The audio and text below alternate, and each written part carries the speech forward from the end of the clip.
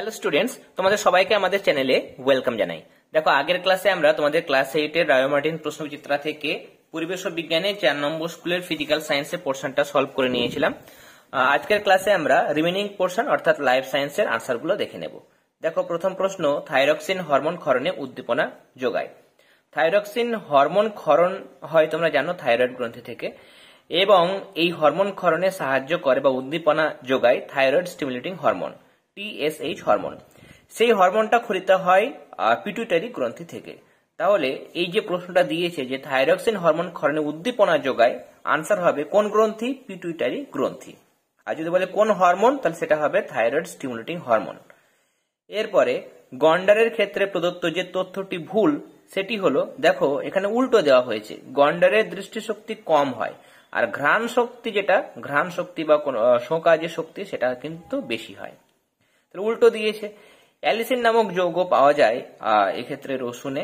একটি স্বাধীনজীবী ব্যাকটেরিয়া হচ্ছে ক্লস্ট্রিডিয়াম। পর্দাবিহীন কোষ অঙ্গাণু রাইবোজোম। পরের পাতায় চলে যাও। শৈশব থেকে শুরু করে শেষ পর্যন্ত মানুষের বিকাশ পর্বে বয়স সন্ধিকাল একটি গুরুত্বপূর্ণ পর্ব। মরুভূমি যে বিষাক্ত সাপের লেজে ঝুমঝুমি থাকে তা হচ্ছে র্যাটল সাপ।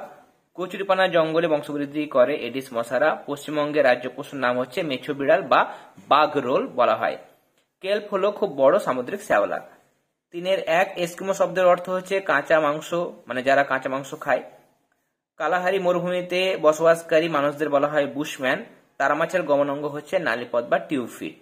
IUCN এর পুরো নাম হচ্ছে international union for the conservation of nature and natural resources. পশ্চিমবঙ্গের প্রধান দুটি বনভূমির নাম হচ্ছে সুন্দরবন আর জলদাপাড়া। এরপরে সত্য মিথ্যা।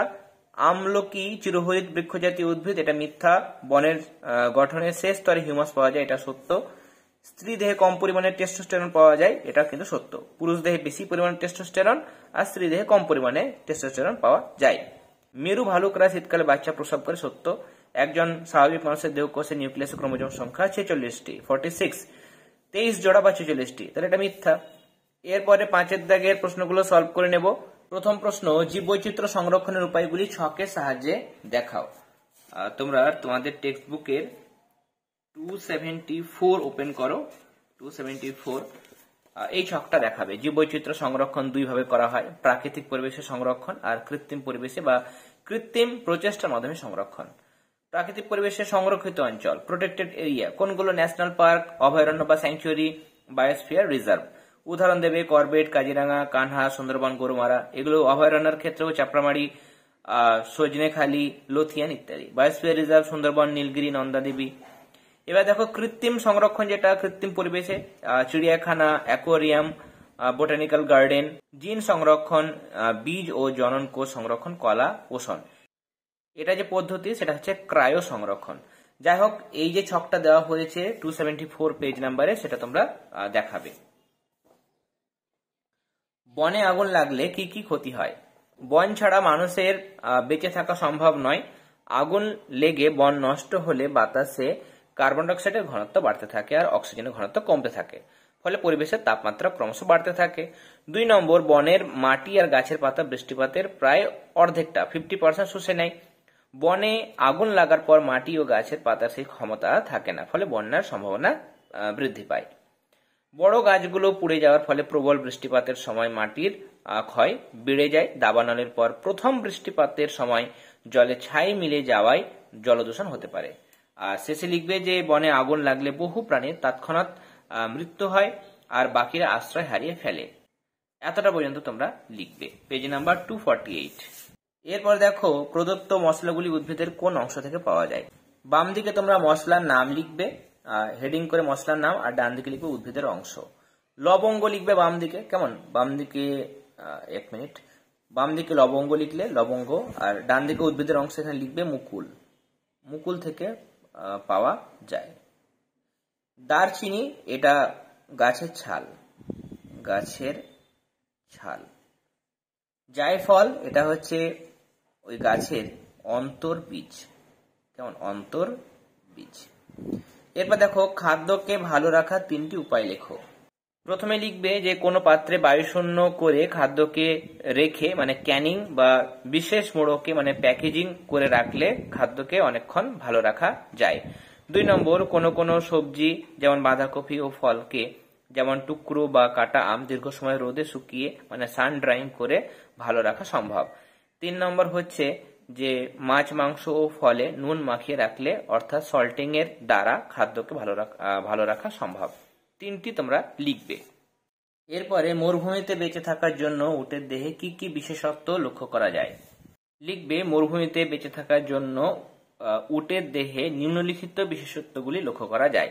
প্রথমে লিখবে যে উটের হাঁটুর কাছে আর পেটের নিচে মোটা চামড়ার আস্তরণ আছে যা বালিতে বসতে সাহায্য করে। 2 নম্বর, মরুভূমিতে মাঝে মাঝেই মরু ঝড় হয়, মানে বালি একদম পুরো উড়ে যায়, বালিতে বালিতে চারিদিক অন্ধকার হয়ে যায়, উটের তার নাকের ফুটো প্রয়োজনে বন্ধ করতে ও খুলতে পারে।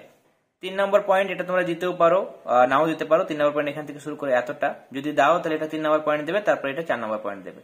আর যদি এটা না দাও তাহলে এখানে 3 নম্বর পয়েন্টে তোমরা লিখবে যে উটের ঠোঁট ও জিভ শক্ত পেশি দিয়ে তৈরি যাতে কাটা ঝোপ খেয়ে বেঁচে থাকতে পারে। নেক্সট, উটরা প্রায় 25 গ্যালনের মতো জল একসঙ্গে পান করতে পারে। এদের ঘর্মগ্রন্থি মানে যেটা দিয়ে ঘাম বেরোয় সেটা সংখ্যাটা অনেক কম, তার জন্য শরীর থেকে বেশি জল বেরিয়ে যেতে পারে না। এছাড়া এদের মূত্র ঘন প্রকৃতির হয়।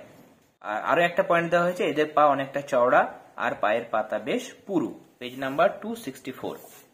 5 নম্বর স্কুলের শেষ প্রশ্ন, গলগি বস্তু কি থেকে সৃষ্টি হয়? এন্ডোপ্লাজমীয় জালিকা।